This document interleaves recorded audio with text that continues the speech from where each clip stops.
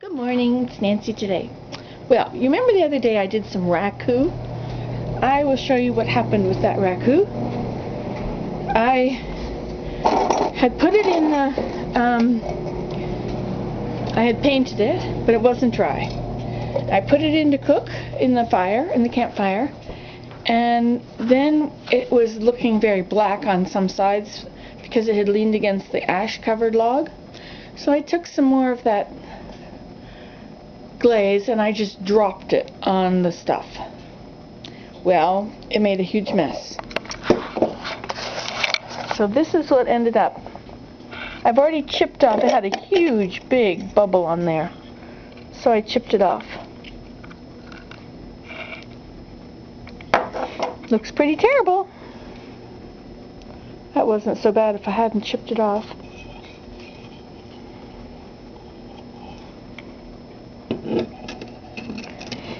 So that's what I came up with. Now this is because many reasons. After I had cooked it, I put it into the ashes, or into the sawdust. I don't think anything happened once it was in the sawdust.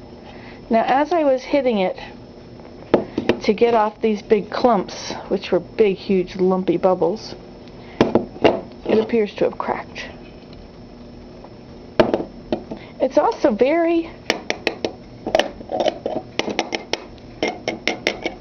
fragile sounding. I imagine that I cracked it. Okay, so this time, now you see this part didn't look so bad if I had just left it. So this time I'm going to do it better. This is an item I got at the dump. I'll have to take off this thing, and I'm going to paint it with some new glaze. I'm going to use a Q-tip because I don't have to stir it very well, mix it. This time I'm going to try and do it properly, and I'm just going to put it in the fire. I'm not going to Raku it, I'm just going to cook it in the fire. We'll see how that works. Let's put you up here. Watch the proceedings.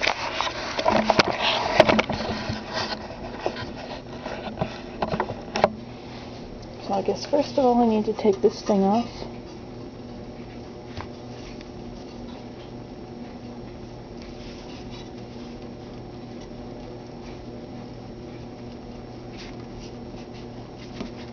The reason I'm doing this is just because I would rather practice on something that doesn't matter to me. Something from the dump.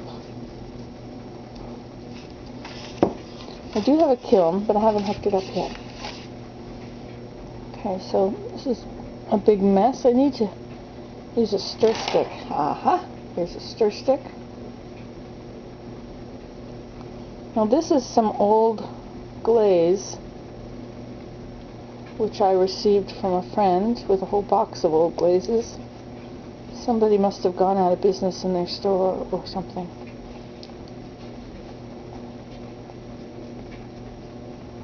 It's looking very thick. I don't think glaze is supposed to look this thick at all.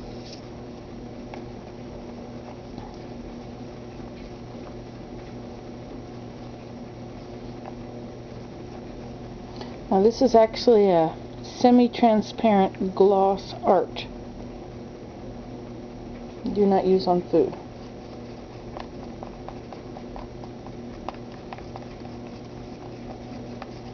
Now why can't I just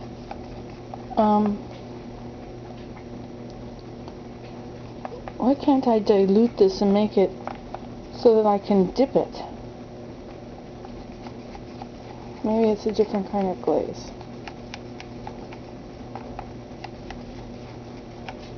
I used to have lots of paintbrushes, but I don't know where they are. It could be that they're in the art room.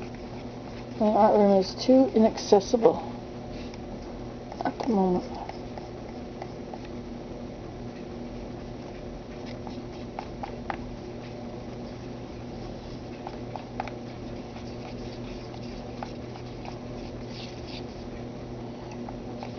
Okay. Also appears I have completely covered my little stick. I'll go get another stick, which is in this room over here. My little Q-tip.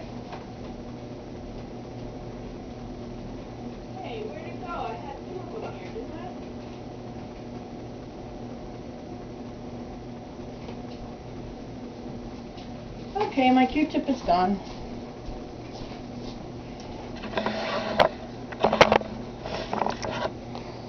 Now, I think this is way too thick, so let's add some water to it. Let's try and do this as close to properly as we can. I guess we're going to need to get a paintbrush too.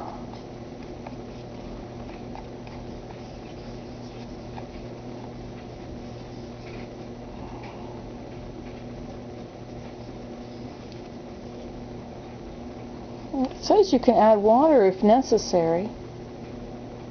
This type of art glaze produces a two-color finish which is ideal for smooth or highly detailed objects.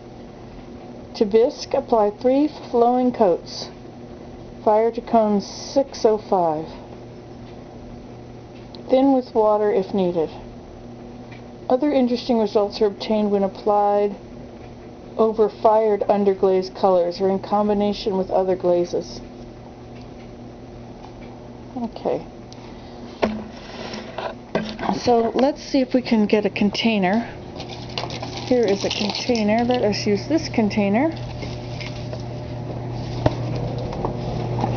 And we'll put a little water in it. No, actually this is a better container. I'm so far behind on my housework. Very far behind on my housework. My house is a big mess. But I cleaned off this table, which means I now have room to do something like this. Okay, so I've probably got way too much in here now. So I need to pour some out. Why don't we use this in here?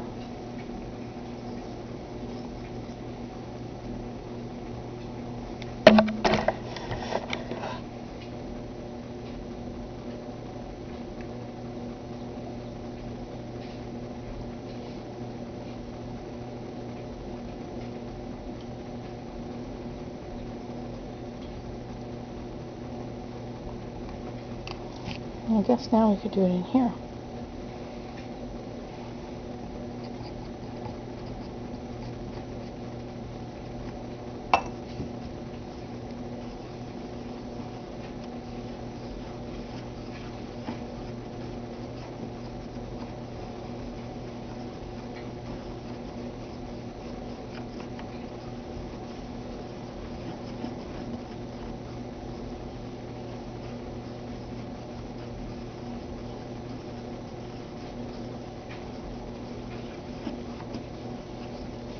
Now, how about pouring it over?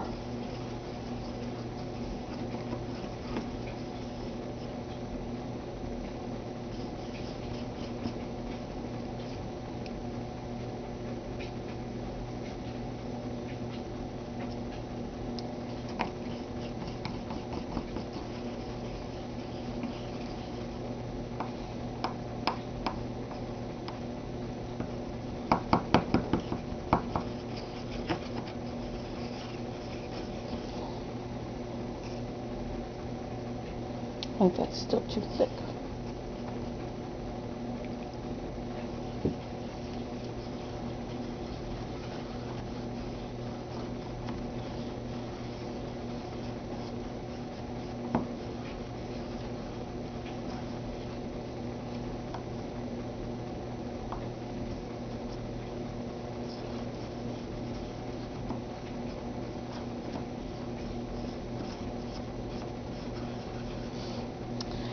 Okay, how about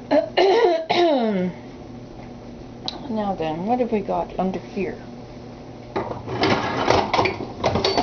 Many things under here.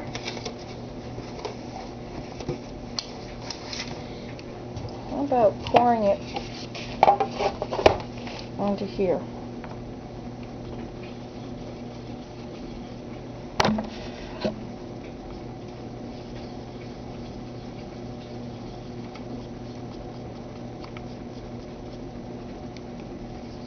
Just doesn't seem to want to mix up.